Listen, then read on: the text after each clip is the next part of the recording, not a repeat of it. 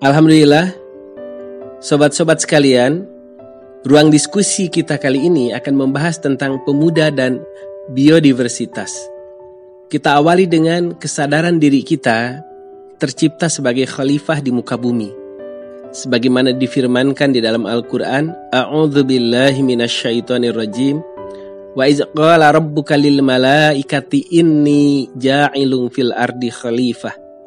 Ingatlah ketika Allah berfirman kepada para malaikat, sesungguhnya aku hendak menjadikan seorang khalifah di muka bumi. Mulai dari ayahanda kita, Nabi Adam alaihissalam, sampai kita dan terus anak keturunan cucu kita hingga akhir zaman nanti. Apa makna daripada khalifah ini? Tentu banyak waktu kita perlukan untuk membahasnya.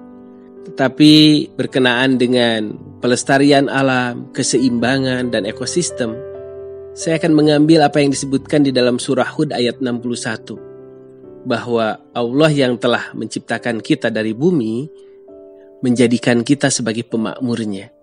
Artinya, ja'alakum fiha ummaron, tu'ammirunaha wa tastaghillunaha.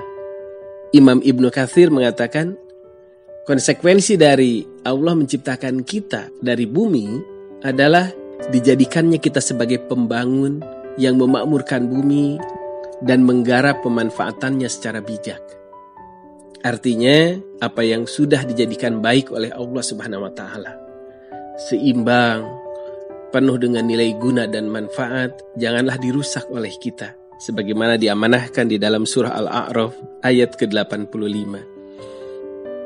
Bagaimana sikap pemuda seharusnya? Di dalam Fatwa Majelis Ulama Indonesia nomor 4 tahun 2014 tentang pelestarian satwa langka untuk menjaga keseimbangan ekosistem, banyak di sana ayat-ayat Al-Quran, hadis Rasulullah SAW, dan nasihat para ulama salaf tentang kewajiban umat Islam menjaga keseimbangan ekosistem. Maka mari kita dukung fatwa MUI tadi. Di antara aksi nyata adalah mari kita menanam pohon. Sebab Rasulullah mengatakan ketika kita menanam pohon atau merawat tanaman, maka kalaupun bukan kita yang mengambil manfaatnya, hewan sekalipun semuanya bernilai sedekah buat kita.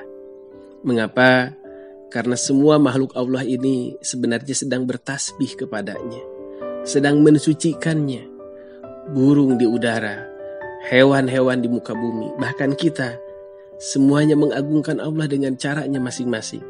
Maka ketika kita menjaga lingkungan ini tetap nyaman, kita sedang menjaga agar tempat ibadah kita bersama ini bisa dinikmati bersama dalam keharmonisan antara kita sesama manusia maupun kita dengan alam ini.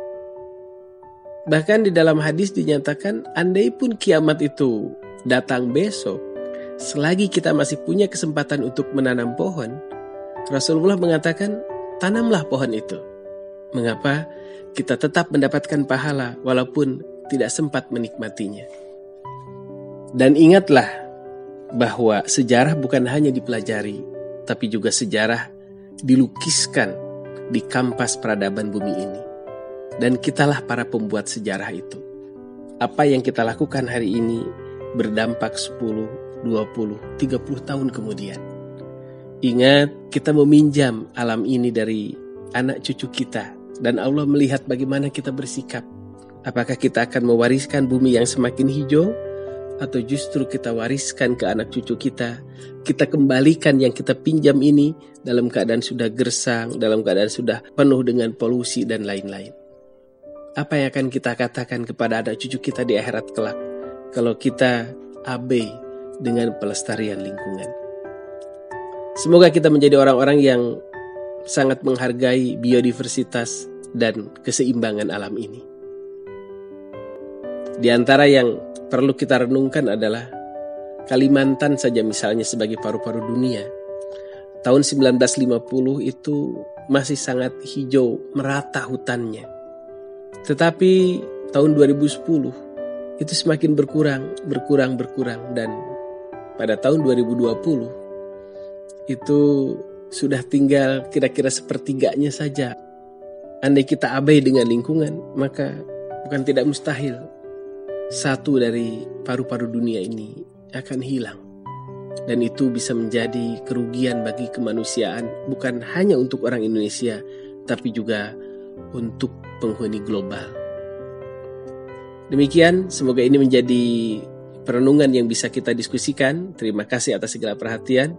Allahumma anfa'anna al-bala wal waba. Semoga Allah menghindarkan kita dari bala bencana, dari wabah, dan kita bisa menjadi khalifah yang memakmurkan bumi bersama-sama. Amin ya rabbal alamin.